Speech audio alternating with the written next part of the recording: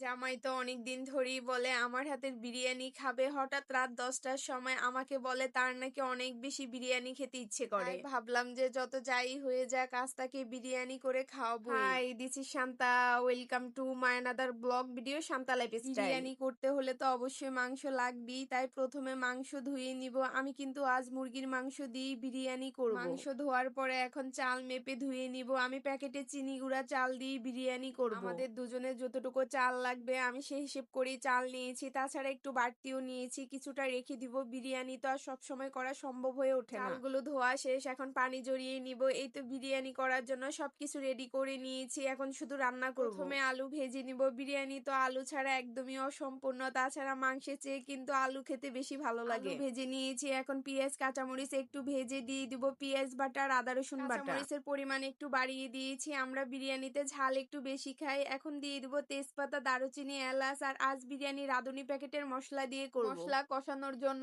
অল্প পরিমাণে দুধ দিয়েছি, আর এখন দিয়ে দিব টক দই। আর এই টক দইটা আমি বাসায় বানিয়েছি। তাছাড়া এখন পরিমাণ মতো মরিচের গুঁড়া আর বিরিয়ানি মশলা দিয়ে দিব। এখন সব মশলাগুলো ভালোভাবে কষিয়ে নিব, আর মশলা কষানোর উপরেই কিন্তু সব রান্নার টেস্ট নির্ভর করে। বিরিয়ানি আমার চাইতে কিন্তু আপনাদের ভাইয়া খেতে বেশি পছন্দ করে। তাছাড়া আজকে আমার সব ভাই বোনদেরকে অনেক বেশি মিস করি, কারণ ওরা বিরিয়ানি খেতে অনেক বেশি পছন্দ করে। বিশেষ করে আমার বোনের তো আরো বেশি পছন্দ, ও তো ভাতের চাইতে বিরিয়ানি খেতে বেশি পছন্দ করে। আমার ফ্যামিলি থেকে আমাদের দূরত্বটা এতটা বেশি যে ভালো কিছু রান্না করলে যে ওদেরকে একটু আসতে বলবো সেটাও পারি না। কাছাকাছি থাকলে তো ওদের ছাড়া জীবনও খেতাম না। মাংস আর আলু একসাথে কষিয়ে এখন গুঁড়া চাল দিয়ে দিব। চালগুলো খুব ভালোভাবে ভেজে নিব, কারণ চাল যত ভালো করে ভেজে নিব বিরিয়ানি কিন্তু তত সুন্দর হবে। তাছাড়া শহরে যে কোনো অনুষ্ঠানেই সবাই বিরিয়ানি করে, কিন্তু গ্রামে তেমন বিরিয়ানির প্রচলনটা নেই বললেই চলে। গ্রামে যে কোনো অনুষ্ঠানেই সবাই ভাত, মাছ, মাংস, পোলাও, রোস্ট এসব কিছু করে। অন্যান্য জায়গায় কেমন সেটা আমি জানি না, কিন্তু আমাদের ওইখানে এরকমই করে। এই তো বিরিয়ানি বসানোর পরে এখন ডিম সিদ্ধ করে নিব। আসলে ডিম ছাড়া তো বিরিয়ানি খাওয়া একদমই জমবে না।